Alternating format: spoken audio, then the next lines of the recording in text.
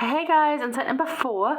So we're carrying on in John chapter 9. This is the story of the blind man that was healed. So we talked just the first one about being healed on the Sabbath and how that really upset the Pharisees and this man's experience. So now let's go on further about coming out of blindness and knowing Christ, because this is the transformation for this man. He came from physical blindness being healed to being spiritual blindness being healed.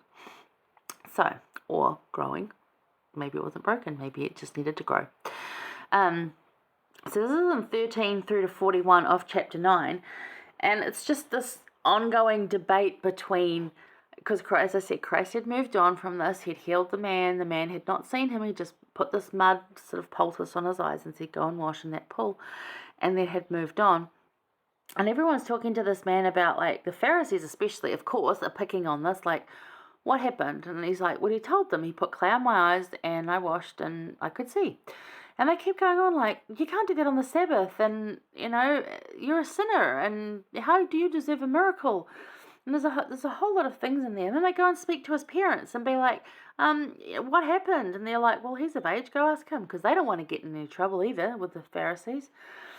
And I like the verse 25 is really good, because they're asking him again. He answered and said, this is the man, he answered and said, whether he be a sinner or no, I know not. Like, talking about Christ. I don't know if he's a sinner or not. What I do know, one thing I know, that whereas I was blind and now I see.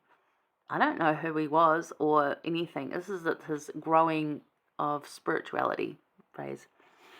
And they said unto him again, how did he open your eyes? And he's like, I told you already. And did you not hear? Because remember, these are Pharisees. These are very hard-hearted people. They're wanting to try and catch Christ and doing something totally wrong. And they accuse him of it anyway, even though he didn't do it. He's like, this is the man, says here. He answered and said, I have told you already, and you did not hear. Wherefore, would ye hear it again? Will ye also be his disciples? And they reviled him, because now he's like, oh, okay, now you're just like annoying us. And just, yeah, they're like, oh, you're his disciple. But we are Moses' disciples, because Moses had the law. Moses was this prophet. And we know that God spake unto Moses, and so therefore it is. And the man answered and said unto them, and this is in verse 30, why herein is a marvellous thing, that ye know not from whence he is, and yet he hath opened my eyes. It's like, you don't know where he's from, and he's opened my eyes. That's a marvellous thing. There's something to that. And now we know that God heareth not sinners, but if any man be a worshipper of God, and doeth his will, him he heareth. So it's like, well, I'm not a sinner, and I heard him, and it's okay. And then he goes on in verse 31. This is still the man that had been healed talking. He says, if this man were not of God, he could do nothing. So he's like, I'm starting to realize here that if this man wasn't of God, he wouldn't have been able to do this. So this is a man of God. I'm not quite sure yet if he's a prophet, just a really cool guy from God, or like an angel type, or I don't know, but he's a man of God. That's where he gets to there.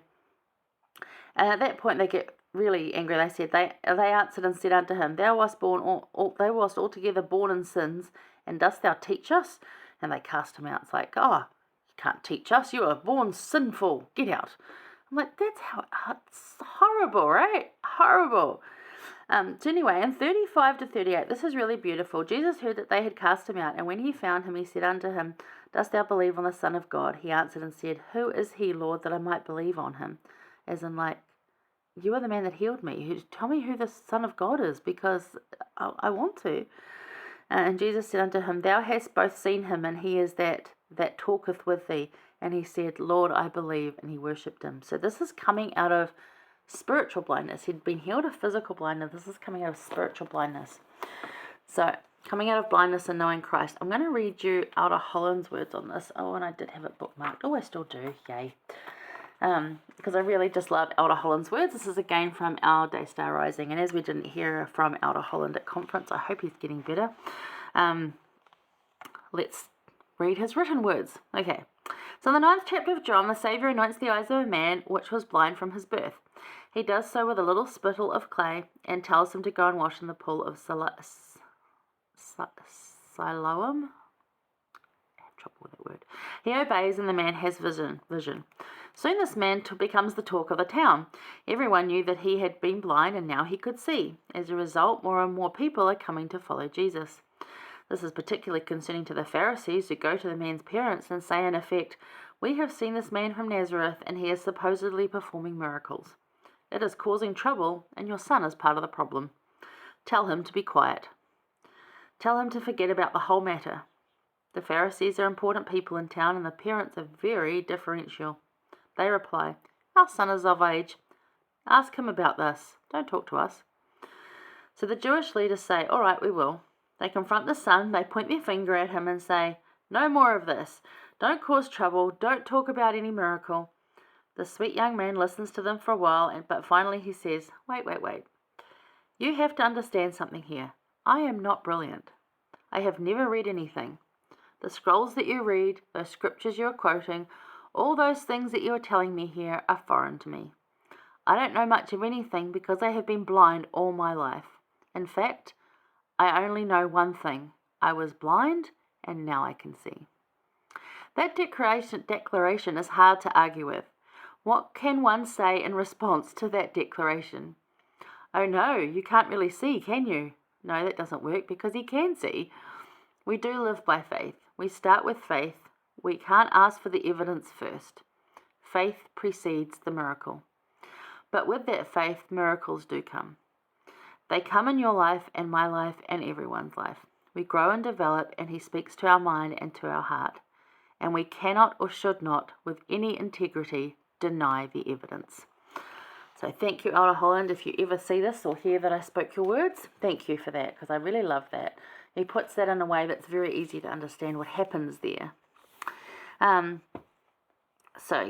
Pharisees, again, could just keep explaining away these miracles, blaming Christ for changing their oppress others world. So in verse 25, there's simple faith, simple knowledge, and it's irrefutable.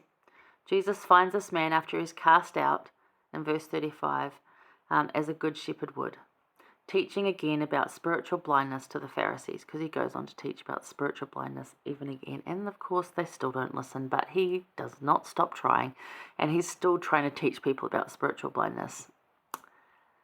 Sometimes it gets through. So let's try and think of ways that we can help that be better.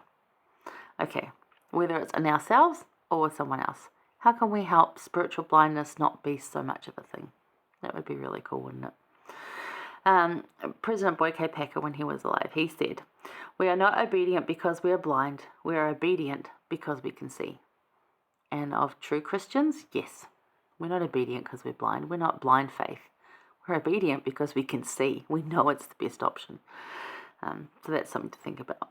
Coming out of blindness and knowing Christ. So the man came out of physical blindness and then to spiritual blindness.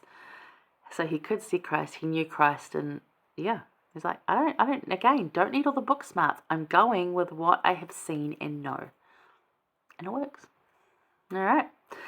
Hope that one inspires you. We're going to finish off in John chapter 10, just talking about the good shepherd that is Christ. I'll see you there.